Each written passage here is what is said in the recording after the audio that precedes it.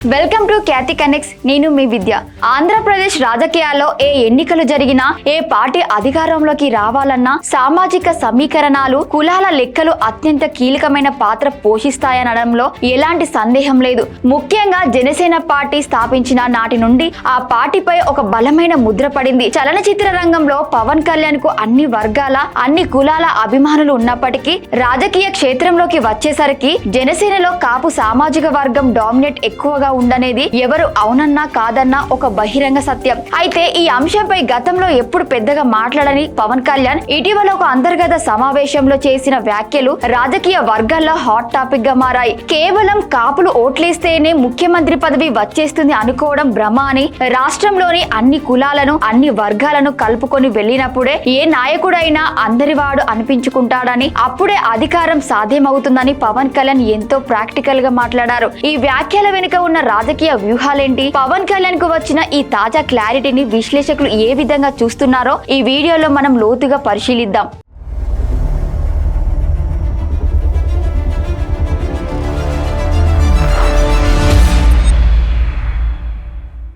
రాజకీయ నిపుణుల విశ్లేషణ ప్రకారం పవన్ కళ్యాణ్ చేసిన వ్యాఖ్యలలో ఎంతో పరిణతి మరియు క్షేత్రస్థాయి వాస్తవాల గుర్తింపు కనిపిస్తోంది. ఆంధ్రప్రదేశ్ జనాభా లెక్కల ప్రకారం కాపు సామాజిక వర్గం అత్యంత బలంగా ఉన్నప్పటికీ కేవలం ఒకే ఒక్క కులం యొక్క 100% ఓట్లతో ఏ పార్టీ కూడా సొంతంగా ప్రభుత్వాన్ని ఏర్పాటు చేయలేదు. గతంలో ఇదే సామాజిక వర్గం అండతో పెట్టిన పార్టీలు ఆశించిన స్థాయిలో విజయాలను సాధించలేకపోవడానికి కారణం మిగిలిన కులాల మద్దతును కూడగట్టలేకపోవడమే. ప్రస్తుత పరిస్థితుల్లో తెలుగుదేశం పార్టీతో కలిసి కూటమిగా ఏర్పడి అధికారంలోకి కొనసాగుతున్న జనసేన ఈ కోటలో సురక్షితంగా ఉండటానికి కాపు సామాజిక వర్గం ఓట్లు ఎంతగానో దోహదపడ్డాయి. కానీ పవన్ కళ్యాణ్ కేవలం కూటమి భాగస్వామిగా ఉండిపోవాలని అనుకోవడం లేదు.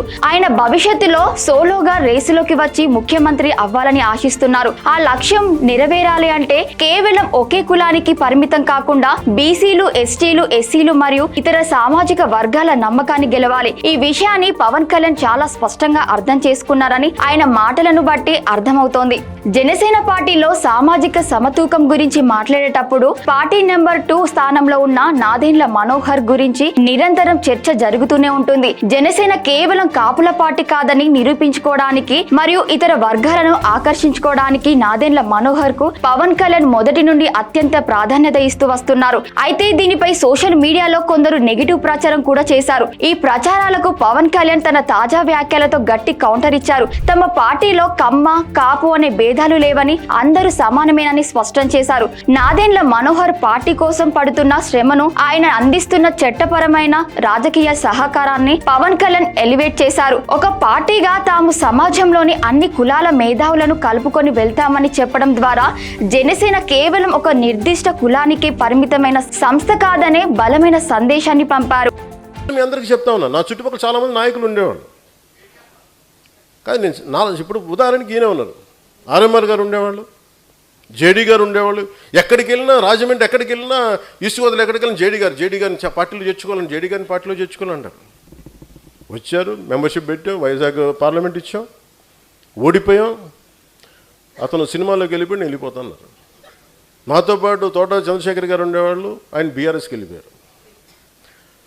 ఇప్పుడు మీరందరూ 3,000 మంది, ఇన్ని వేల మందికి పదవులు వచ్చినాయి. ఎందుకు వస్తాయి? మీరు నిలబడ్డారు కాబట్టి పదవులు వస్తాయి. వాళ్ళు ఉండంటే వాళ్ళందరూ రాజ్యసభ సభ్యులు అయిపోయాలేవో నాకేం తెలుసు, పార్లమెంట్ సభ్యులు అయిపోయి నాకేం తెలుసు. ఇవన్నీ వదిలేసి నా పక్కన ఆయన నిలబడితే కూర్చోబెట్టి మనోహర్ గారు సాగు కొడతా ఉంటారు నన్ను కూర్చోబెట్టి.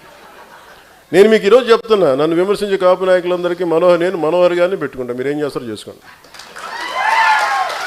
ఎందుకంటే అలాగే మీకు నా పక్కన రమేష్ గారు ఉన్నారు. ఆయన ఎందుకు వచ్చారు?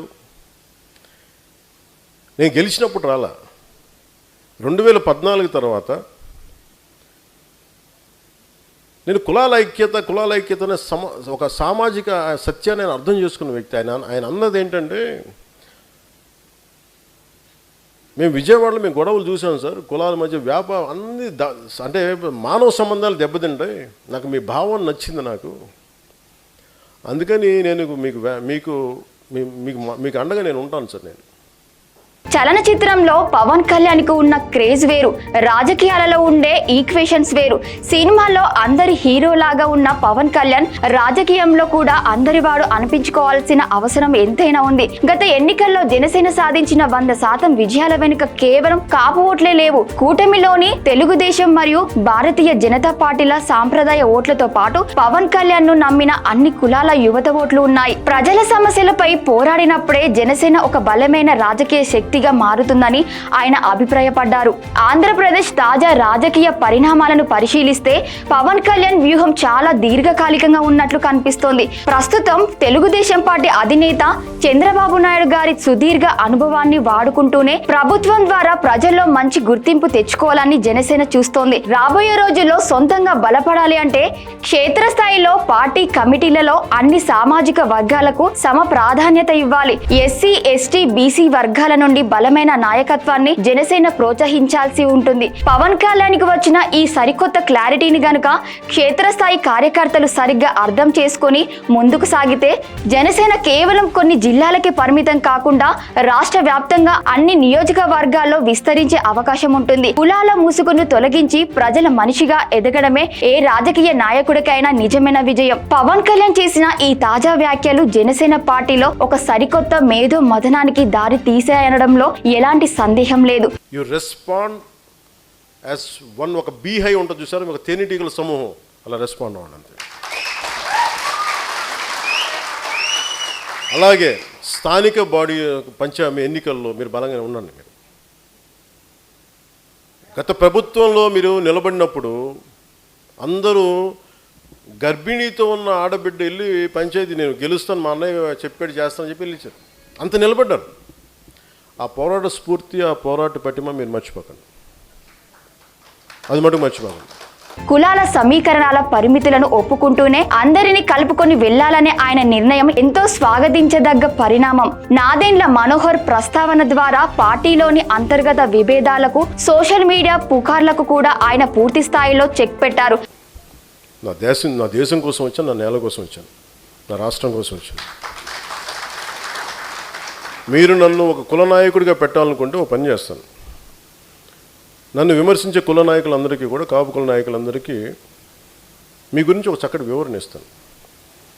మీరే ముఖ్యమంత్రి అభ్యర్థిగా మీ అందరూ ఏకాభిప్రాయం సాధించండి. నన్ను విమర్శించే వాళ్ళందరూ ఒక ఏకాభిప్రాయాన్ని సాధించాలి.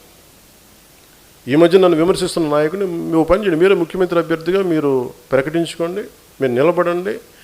సంపూర్ణంగా మీ వెంట ఉండే ఎంతమంది కుల సభ్యులు ఉంటారో వాళ్ళందరితోటి మీరు ముఖ్యమంత్రి అయిపోయిన సంతోషం. నేను కూడా మీకు కంగ్రాచులేట్ నోట్ పంపిస్తాను. మీరు ముఖ్యమంత్రి, నా మీద కూడా కేసులు పెట్టుకోండి, గతంలో వీడు ఇలా చేశాడని చెప్పి, ఇబ్బంది లేదు నాకు. రాబోయే రోజుల్లో ఈ వ్యూహం జనసేనను ఎలాంటి ఉన్నత స్థానానికి తీసుకెళ్తుందో చూడాలి. కేవలం ఒకే కులంతో అధికారం సాధ్యం కాదంటూ పవన్ కళ్యాణ్ చేసిన వ్యాఖ్యలపై మరియు నాదెండ్ల మనోహర్ ఎపిసోడ్ పై మీ అభిప్రాయాన్ని కింద కామెంట్ లో తప్పకుండా పంచుకోండి. ఈ పొలిటికల్ ఇన్ఫర్మేటివ్ విశ్లేషణ వీడియో నచ్చితే లైక్ చేసి అందరికీ షేర్ చేయండి. మన ఛానల్ ని సబ్స్క్రైబ్ చేసుకోవడం అస్సలు మర్చిపోకండి. మరో లేటెస్ట్ రాజకీయ అప్డేట్ తో మళ్ళీ కలుద్దాం. జై హింద్.